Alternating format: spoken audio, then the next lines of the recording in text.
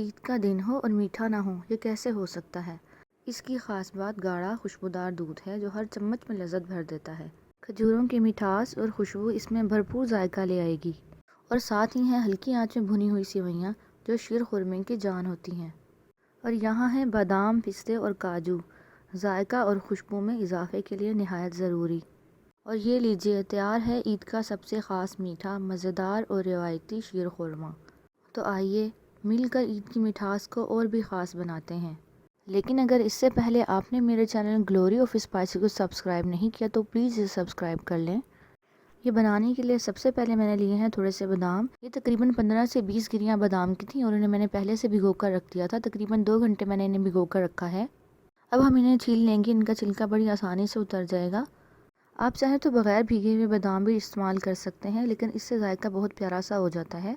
तो इसीलिए मैंने ये भिगो के रखे हुए थे। इनके सारे छिलके मैंने रिमूव कर लिए हैं। बादाम आप अपनी मर्ज़ी से कम ज़्यादा कर सकते हैं और ये मैंने अमेरिकन बादाम लिए थे। आप चाहें तो किसी और क्वालिटी के बादाम भी इस्तेमाल कर सकते हैं। जो अवेलेबल हो आप वो इस्तेमाल कर लें, इसमें कोई इतना मसला नहीं होता। अब मैं इनको थोड़ा थोड़ा कट कर लेती हूँ। एक एक बादाम के मैं 2-2, 3-3 हिस्से कर लूँगी। लंबाई में या दूसरे तरीके से जिस तरह आसानी से आपसे कट सकें आप उस तरह काट लें।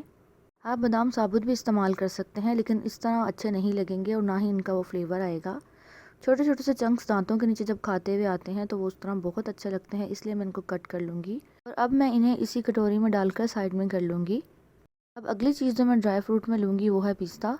पिस्ता मैंने छिलके वाला लिया है, छिला हुआ मैंने नहीं लिया। जो पिस्ता हम छिलके समेत लेते हैं उनका टेस्ट ज़रा ज़्यादा अच्छा होता है, इसलिए मैंने ये ले लिया है। ये भी तकरीबन 15 से 20 दाने हैं। आप अपनी मर्ज़ी से कम ज़्यादा कर सकते हैं।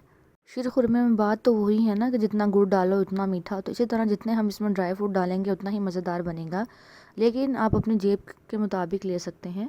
अब मैं इन पिस्तों को भी छील लूँगी, यानी इनका छिलका उतार लूँगी मैं। यहाँ पर मैंने सारे पिस्तों का भी छिलका उतार लिया था। अब मैं इन्हें भी आधों को कट कर लूँगी, एक एक 2-2 हिस्से कर लूँगी इनके मैं। और सारों को मैंने यहाँ पर कट नहीं करना, कुछ साबित ही रहने दूँगी। ये शीर खुरमा खाते वक्त जब पिस्ता साबित दांतों के नीचे आता है तो बहुत अच्छा जायका आता है, इसलिए मैं सारे नहीं कट करूँगी, कुछ को साबित ही रहने दूँगी। तो यहाँ पर देखिए हमने पिस्ता भी काट लिया था। अब इसे साइड में कर देते हैं। अब मैंने लिए हैं छुआरे। छुआरे जो शीर खुरमे की जान है, और फ़ारसी ज़बान का वैसे ये लफ्ज़ है खुरमा, इसका मतलब छुआरा ही है या खजूर ही है। तो शीर खुरमा है तो इसमें खुरमा तो मस्ट ही होगा, यानी छुआरे तो ज़रूरी ही होंगे। यहाँ पर मैं अच्छी क्वालिटी का छुआरा यूज़ कर रही हूँ। तो यहाँ पर मैंने तकरीबन 10 दाने या 10 से 12 दाने मैंने छुआरों के ले लिए हैं। इनकी मैं गुठली निकाल लूँगी और गुठली को मैं यहाँ पे साइड कर लूँगी।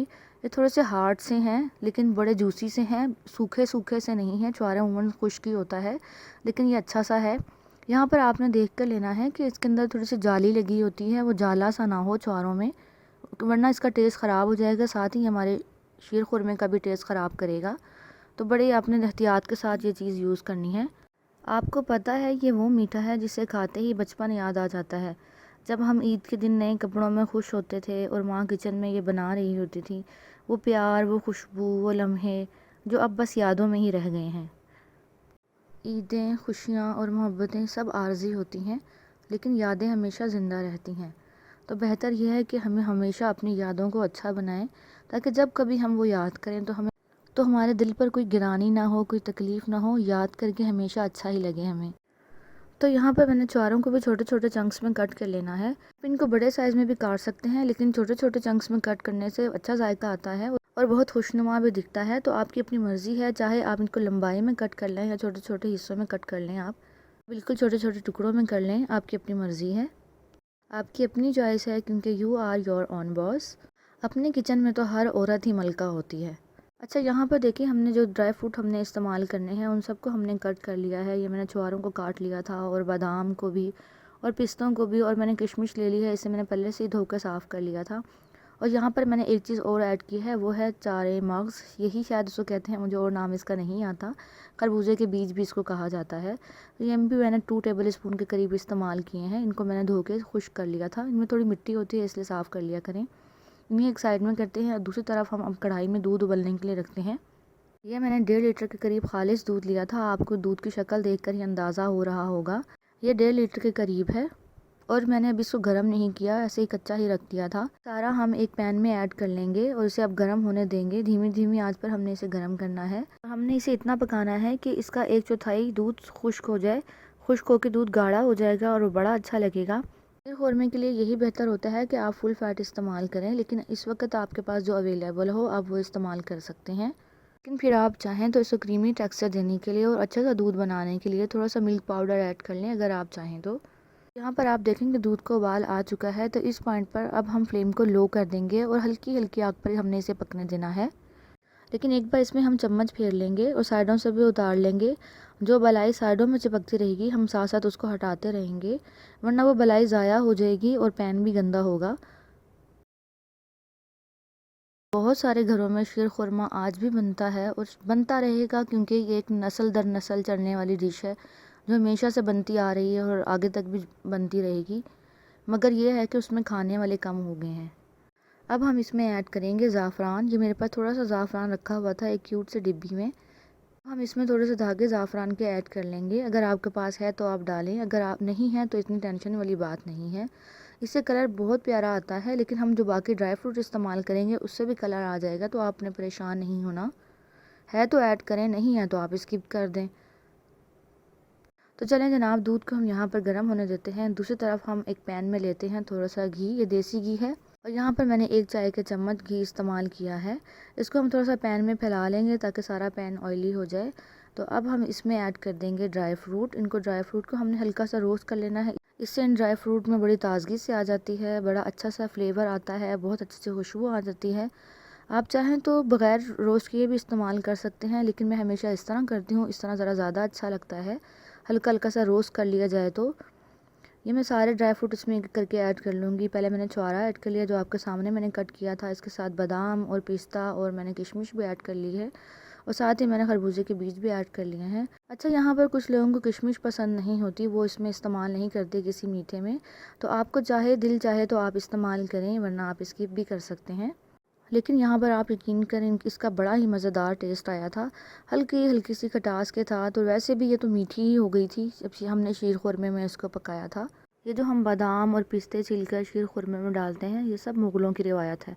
कहते हैं कि वो अपने सेहत का बड़ा ख्याल रखा करते थे और अपने दिमाग का भी बड़ा ख्याल रखते थे कि वो तेज़ रहे और तर रहे। तो यहाँ पर हमने ड्राई फ्रूट को हल्का हल्का सा रोस्ट कर लिया है। यहाँ पर मैंने तकरीबन 2 मिनट के लिए इनको रोस्ट किया था, बिल्कुल लो फ्लेम पर। हमने इनको बहुत ज़्यादा नहीं पकाना, काला नहीं कर देना, बस हल्का हल्का सा हमने कलर आने देना है इनका, वो खुद आपको अंदाज़ा हो जाएगा। इसमें हल्की हल्की सी भीनी भीनी से खुशबू आने लगेगी।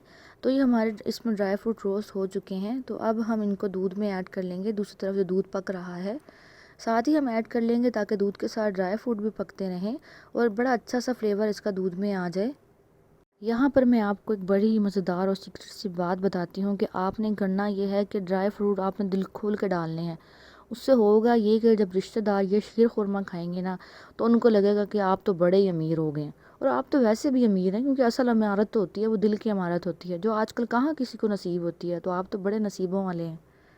तो खैर से जनाब, हमने यहाँ पर ड्राई फ्रूट इसमें ऐड कर लिए हैं और देखें कि कितनी प्यारी सी लुक आना शुरू हो गई है। हल्का हल्का सा कलर चेंज हो गया है, पिस्ते ने अपना कलर छोड़ना शुरू कर दिया है। यहाँ पर हम इसको अच्छी तरह एक बार चम्मच से हिला लेंगे और देखें कि हल्का सा देसी घी भी ऊपर आ गया है। लेकिन आप परेशान ना हो, ये जैसे जैसे पकेगा देसी घी इसमें अब्जॉर्ब होना शुरू हो जाएगा और बड़ा प्यारा सा कलर आना शुरू हो जाएगा। तो अब हम इसको इसी पॉइंट पर यहीं पर दूध को पकने के लिए छोड़ देते हैं, साथ ड्राई फ्रूट भी पकेंगे। और दूसरी साइड पे हमने ले ली हैं सिवैयाँ। ये 140 ग्राम के करीब सिवैयाँ हैं। एक पैकेट, छोटा पैकेट मैंने लिया है सिवैयों का, और इन्हें बिल्कुल मैंने छोटा छोटा सा काट लेना है। आपने इनको लंबा नहीं रखना, छोटे छोटे से आपने इनके टुकड़े कर लेने हैं ना। इनको छोटा छोटा सा आपने तोड़ लेना है हाथों से, तो वो खाने में भी आसान होते हैं, बड़े अच्छे लगते हैं। तो अब हमने इन सिवैयों को भूनना है। इस पैन में हमने ड्राई फ्रूट रोस्ट किए थे, उसी पैन में हमने थोड़ा सा घी ले लिया है। ये मैंने 1 टेबल स्पून के करीब देसी घी लिया है। आप चाहे तो मक्खन भी इस्तेमाल कर सकते हैं, आप चाहें तो दूसरा घी भी इस्तेमाल कर सकते हैं।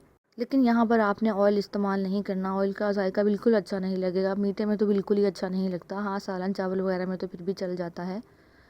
तो यहाँ पे हमने सेवइयों को बड़ी एहतियात के साथ भून लेना है। बहुत ज़्यादा हमने इनको काला नहीं करना और ना ही हमने इनको बिल्कुल कच्चा छोड़ देना है, क्योंकि अगर आपने सेवइयों को कच्चा छोड़ दिया तो फिर इनका जायका ख़राब हो जाएगा और सारा शीर खुरमा ख़राब होगा। और अगर आपने इनको ज़्यादा भून लिया ना, तो शीर खुरमा कम और कोयला ज़्यादा लगने लगेगा। तो बस यहाँ पर हमने बड़ी एहतियात के साथ सेवइयों को 1 से 2 मिनट के लिए हल्की हल्की आग पर भून लिया था। बहुत ज़्यादा आपने इसको हाई फ्लेम पर नहीं भूनना। तो ये देखें सेवइयाँ बड़ी अच्छी मज़ेदार सी भुन चुकी हैं। हमने जैसे ही इसको दूध के अंदर डाला उसमें इतना मज़ेदार सा उबाल आया, आप देख सकते हैं। अब ये सेवइयाँ हमने इसमें ऐड कर दी हैं और अब हम इसे पकने देंगे और टाइम लगा के शीर खुरमा पके तो बड़ा ही मज़ेदार ये बना था। अब ये आहिस्ता आहिस्ता पकता रहेगा, यहाँ पे इसका दूध खुश्क भी होता रहेगा, सेवइयाँ भी पकती रहेंगी इसमें। शीर खुरमे में तो सबसे अहम जो चीज़ हम पकाने के लिए हमें इस्तेमाल करनी पड़ती है वो है हमारा सब्र। बड़ी हमने पेशेंस रख के इसको पकाना पड़ता है हमें, फिर जाके पता चलता है कि हाँ वाकई कोई चीज़ बनी है और बड़ी ही मज़ेदार बनी है। और ऐसी चीज़ है जो हम रिश्तेदारों को खिलाएंगे ना तो सच्चे से उनके दिलों में आग लग जाएगी कि ये कैसे अमीर हो गए। यहाँ पर हमने दूध को उसके हाल पर छोड़ दिया था और अपने दिल को अपने हाल पर। यानी हमें बचपन के थोड़े थोड़े वाक़यात याद आ गए थे जब हम शीर खुरमा बना रहे थे, अम्मी बनाया करती थी। तो आप भी कभी ऐसा हो कि दिल भर आए, आपको खुशियाँ याद आ रही हों तो आप शीर खुरमा बनाएं। सच्चे से आप देखें, यकीन करें बड़ा मज़ा आएगा और बड़ा ही आपका दिल लग जाएगा। तो शीर खुरमे को वहाँ पर हम उसके हाल पर छोड़कर इधर आ गए हैं दूसरे चूल्हे की तरफ। यहाँ पर हमने बनाना है खोया। जी हाँ, हम घर का खोया बना रहे हैं। ये खोया बनाने के लिए मैंने लिया है 1 टेबल स्पून के करीब घी। आप घी या मक्खन जो चाहे इस्तेमाल कर सकते हैं, लेकिन घी आपने देसी इस्तेमाल करना है। इसके बाद अब हम इसमें ऐड कर देंगे 4 टेबल स्पून के करीब मिल्क पाउडर। आप किसी भी ब्रांड का इस्तेमाल कर सकते हैं। और इसके बाद हम इसमें ऐड कर देंगे 2 टेबल स्पून घर का आम जो दूध होता है वो हमने इसमें ऐड कर दिया है। अभी तक यहाँ पर मैंने फ्लेम को ऑफ रखा हुआ है। इन सब चीज़ों को अच्छी तरह से मिक्स करने के बाद मैंने फ्लेम को ऑन कर देना है। बिल्कुल लो फ्लेम पर हमने इसे पकाना है आहिस्ता आहिस्ता से, यहाँ तक कि गाढ़ा हो जाए। इस कंडीशन में लेकर आना है कि जिस तरह गर्म खोए की कंडीशन होती है, यानी हल्का हल्का सा गाढ़ा होता है। और इस पॉइंट पर आपने चम्मच मुसलसल चलाते रहना है। बस आपने इसको बैठने नहीं देना सुकून से, बस भगाई रखना है यहाँ तक कि ये सख्त हो जाए, यानी गाढ़ा होना शुरू हो जाए और एक खोए की फॉर्म में आ जाए तो हमारा खोया इस तरह बनकर तैयार हो जाएगा। ये बड़ा ही फटाफट सा एक क्विक सा तरीका होता है बनाने का। कभी ज़रूरत पड़े तो मैं इसी तरह ही घर में बना लेती हूँ। तो यहाँ पर ज़र्दे के लिए भी मैं इस्तेमाल कर सकती हूँ इस खोए को। अब हम इसको ऐड कर देंगे शीर खुरमे में, तो इससे बड़ा ही मज़ेदार सा फ्लेवर आएगा और बड़ा सी क्रीमी सा टेक्सचर हो जाएगा। तो आप चाहें तो इसको डाल सकते हैं वरना आप स्किप भी कर लें, या आप बाज़ार का बना हुआ खोया भी इसमें शामिल कर सकते हैं, कोई मसला नहीं है। तो ये खोया ऐड करने के बाद अब हमने इसे अच्छी तरह से पका लेना है। और यहाँ पर आप देख सकते हैं कि शीर खुरमा भी हल्का हल्का सा गाढ़ा हो चुका है।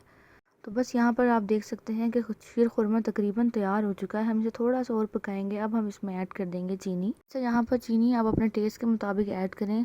तो मैंने यहाँ पर 4 टेबल स्पून के करीब चीनी ऐड की है। इतनी इनफ है इसमें, क्योंकि हमने इसमें छुआरे ऐड किए हैं और छुआरों की अपनी भी मिठास होती है।